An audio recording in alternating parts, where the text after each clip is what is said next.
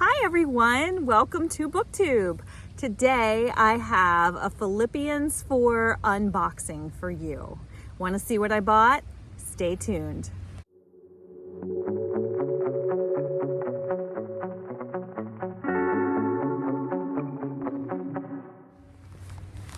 Hello everyone and welcome to Book Talks with Miss Thomas. I am Miss Thomas. I'm thrilled you're here. If you are new here and you want to hear about books, then please subscribe. If you are returning, welcome back. I'm filming outside, can you tell? Okay, so if you are not familiar with my Philippians 4 project, that is a project where I've started for my son. I'm trying to create a list of books for his school library. He goes to a Christian school. And I want the list of books to include books that are lovely. They don't have to be, completely about nothing serious. They can be about murder mysteries and so forth, but they can't be in objection with the Bible. So I am trying to create a list, and I bought a bunch of books today, and this is a library book, but I want to tell you about it. A bunch of books, and I want to tell you about them because I very deliberately chose a diverse group of books. I deliberately thought about books that are different. I didn't want this to be the Book Talks with Miss Thomas library. I wanted this to be a library with a variety of books that would appeal to a diverse variety of readers. So let me start with the library book, and that is The Vanishing at Loxby Manor. And this particular book I started to read, and I don't really care for it. I don't dislike it. I recommend it. I think it would be a lovely book for your average teenager, probably teenage girl, maybe even a younger girl, but it didn't appeal to me. And I thought about it and I thought, you know what? I'm still going to go forth with this book, and I'm reading it, and it's not a bad book. It's just not really, action-packed, edge of your seat kind of book.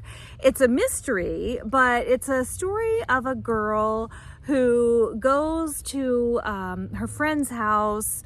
1800s. It's set in the 1800s. You can probably tell from the cover. And the girl goes to her friend's house, and her friend disappears that night, and she's just disappeared. And the girl is determined to find out what happened to her friend. And she also has a crush on the friend's brother. And the brother, I guess, rejected her a long time ago, about maybe a year ago, 6 months ago. And she left, and now she's back, and she sort of has to team up with the brother to figure out what happened to her friend. And there's this other brother too, and there's a lot of it's 1800s, and there's a duel. I guess the one brother challenged someone to a duel, and then he didn't show up for some reason, come to find out because of her, because of the main character telling the story. And it's a big disgrace not to show up for a duel. So it's a very old-fashioned book, and that's not really my thing, but I thought, you know what, it would interest another reader, and I want to make my book list, my Philippians 4 list, diverse, something that would appeal to a variety of people. So I am putting this on the list. I'm not finished with it yet, but The Vanishing at Loxby Manor is in no way objectionable. It's just a very lovely book about a woman in the 1800s looking for her friend. There are some fun descriptions of dinner parties and the fancy dresses that she wears. She has a cape with a special brooch that she loaned to her friend the night she disappeared. And it just seems, and there's horseback riding. There's some horses in the book as well. So it does seem like a book that would appeal to another type of reader, and it seems like a perfectly lovely book. So it is going on the list. This one is a library book. But when I was debating what to do with this book, do I want to put it on the list? Do I want to finish reading it? I thought, you know what? I need to branch out because I'm starting to get a little bit worried that my list is going to be, the Miss Thomas list. And I don't want it to be just books that interest me. I want to recognize that there are other readers out there and other interests out there. And I was watching a video, Stacy, I think her channel is Christian Reads and Classics. I'll put it up. if I'm wrong. But her name is Stacy, and I love her channel. And she did a really good video very recently on books that really helped her, that really piqued her interest when she was first seeking the Lord.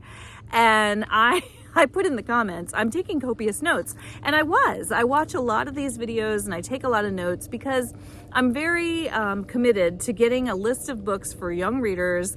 And I want to include things that would interest a lot of different people. And I don't want it to be limited to my taste. I feel like I keep saying the same thing over and over. But anyway, Stacy's video was really good. And one thing she talked about in her video was a Christian horror book. And I don't know if this will make it on the list or not because I haven't read it yet. But it is a Christian horror. And I thought, you know, I could go with a book like this with the 1800s, about a woman and 1800s and dueling. And then, you know, also include a book like this, which is obviously more modern. And it's about a woman who's being stalked, I think. It seems like a creepy guy. She moves around a lot, this character, Holly. And it says that Holly has gone from place to place. She moves around a lot. I don't know if it's because she's on the run or she's hiding. But there's these creepy footsteps following her. And there's a creepy note. And I think this guy starts stalking her, and it's going to be pretty creepy. So I like a scary book. I like a thriller book, and this is supposed to be a Christian thriller. Stacy called it Christian horror. So I'm going to have to read it for myself and decide, will it go on the list? And what I'm thinking I'll do is I'll create not just a list of books, but I'll put a little blurb about each book on the list, and that will give the school a little bit more to go on so that they can make informed decisions about which books they choose to purchase. But this one is supposed to be Christian, and I liked the idea of a Christian scary book. I want the books to, you know, be able to tap into a lot of different interest levels, like I keep saying, but a Christian one. How are you going to do that? I'm interested to see. And let's see, let me go on. This one, I think, was recommended by book lover Amanda. It might have been recommended by Oshina at Oshina Galleria Mall. I think it was either Oshina or book lover Amanda. I'll put them both in the description box just to make sure I've covered my bases.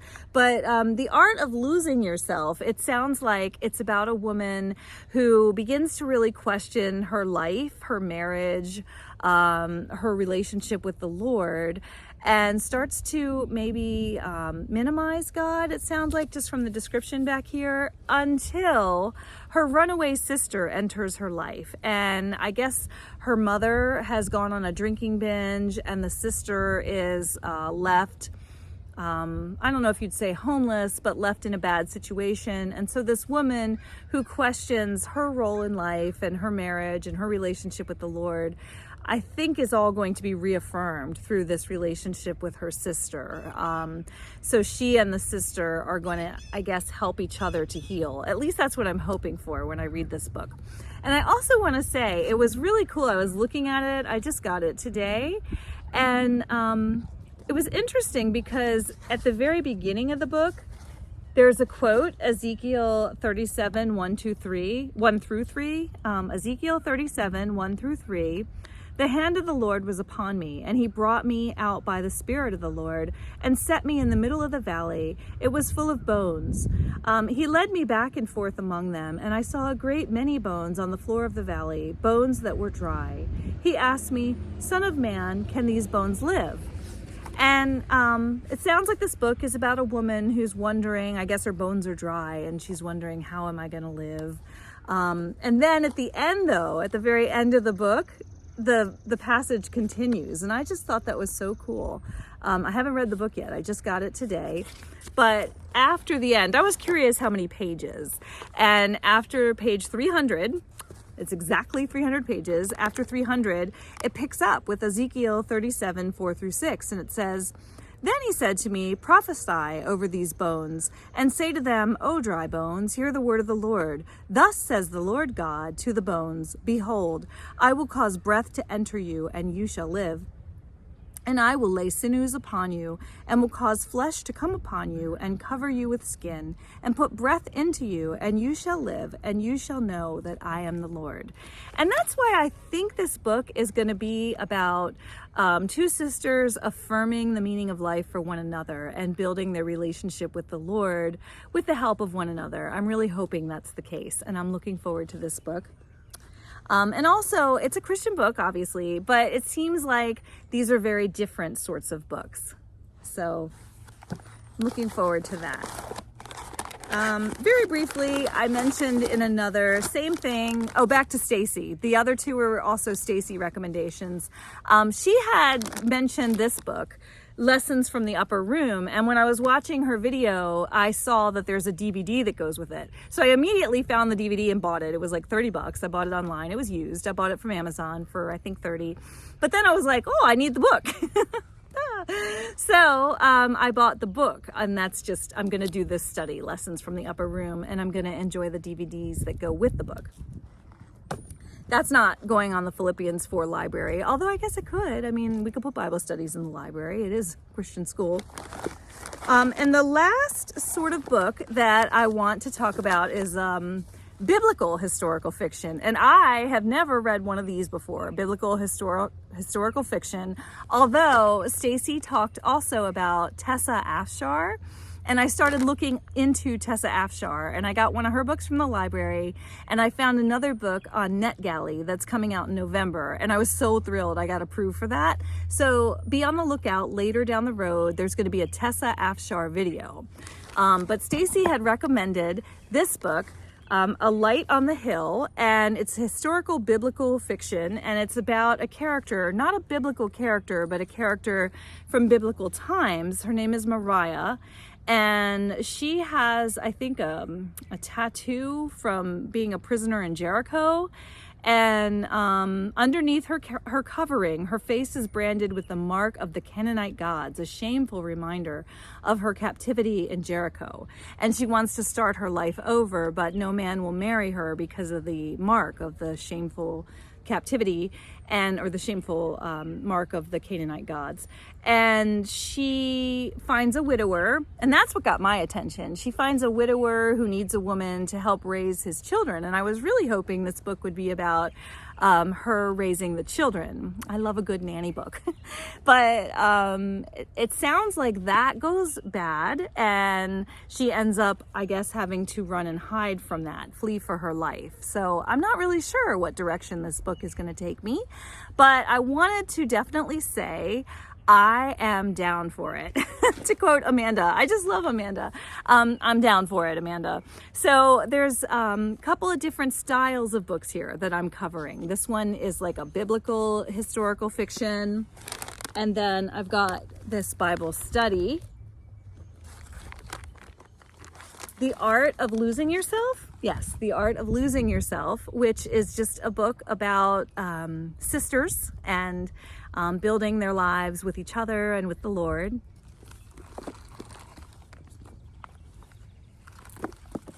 Criss Cross, a Christian horror. And then finally, the Vanishing at Loxby Manor, which is from the 1800s, and it's a little bit of a mystery and a little bit of a romance. So I'm hoping with this list of books, most of which I've purchased, one has to go back to the library, but I'm hoping to tap into a variety of reading interests and reading styles. So that's my Philippian 4 Friday video. I'm going to try to make sure I post about the Philippians 4 project on Fridays for those of you Christian readers. I have been really just immersing myself in Christian reading, but just a little bit of a trigger warning, if you will. I do read other types of books, and I will make clear that those are not Philippian 4 books at the beginning of the video, but I will definitely commit to Christian videos on Friday. And if you are still watching, I just want to show you one other thing. I've been doing a lot with my Bible journaling. I saw Katie at Paperbacks and Ponytails did a video on Bible journaling, and I am hooked. I bought myself one. And by the way, Amanda said that she also has the same journal. It's so fun. I bought one for my friend too. And I bought these stickers because I was researching that, and Katie said in one of her videos that washi tape is really good for your Bible journal. And I put down other types of tape and, other types of stickers, and the stickers are so thick that when I color on the other side of the page, the outline of the sticker shows up. And so I thought with these washi stickers that maybe, aren't they adorable? That maybe that wouldn't happen. And so I bought these washi stickers. I gave some to my friend to go in her Bible journal, but I just thought they were the loveliest stickers. They're just these vintage ladies, and I just thought they were so pretty. So I bought they're very, very light stickers with the washi type of material, and I just thought they were lovely. So here's one with the two ladies. Oh, I have a few here. Here's the two ladies. And there's one really, I like this one.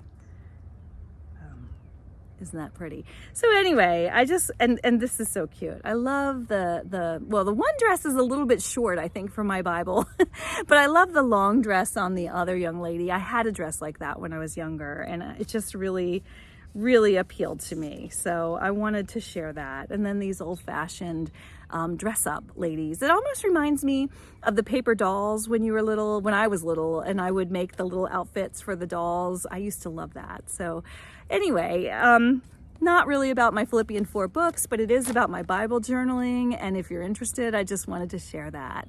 So anyway, that's it. This is the end of my Philippians 4 video. If no one has told you lately, you are fearfully and wonderfully made. You are made by the creator of the universe, and he loves you so much. And I am just so glad that you're here to share this journey with me. And I'm looking forward to reading my books. Bye for now.